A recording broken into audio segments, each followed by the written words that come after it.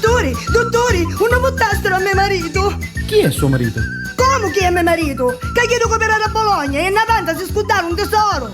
Collane, bracciali, orologi. Ah, sì, ho capito. Nella stanza numero 17 lo trova. Lesti siamo? È giusto una 17. Non c'era un'altra stanza libera. Ma che ne c'è 16, 17? Cai, Peppino! Concetta! Maridetto mio, come ti senti? Ah, come si? Ora buono, sogno, buono mi sento. Tu sapessi che tu che me lo varo da panza. Usaccio. Potevo morire per una gioielleria. Ma che essere scappare per davvero che tu che mi operavo a Bologna.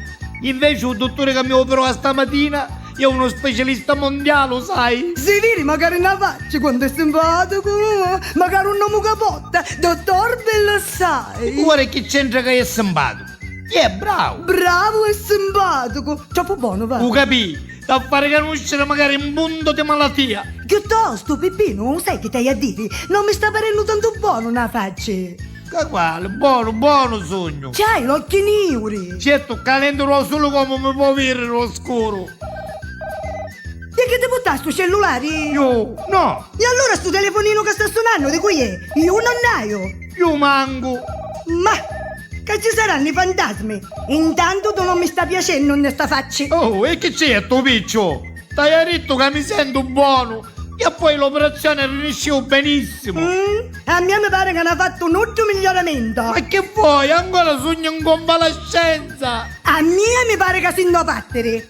Oh, su è trivolo, su predia. L'altra volta sta suonando. Allora ce l'hai ammucciato sotto l'inzolo. Ah vai, con moglie prima che mi viene qualche pommoniti. Aspetta. Fammi sentire la panza. Permesso? Avanti. Scusate, sono l'infermiera del dottor Bellassai. Prego, desidera? E per caso avete visto il cellulare del dottore? Non l'ha mai visto, ma l'ha mandiso.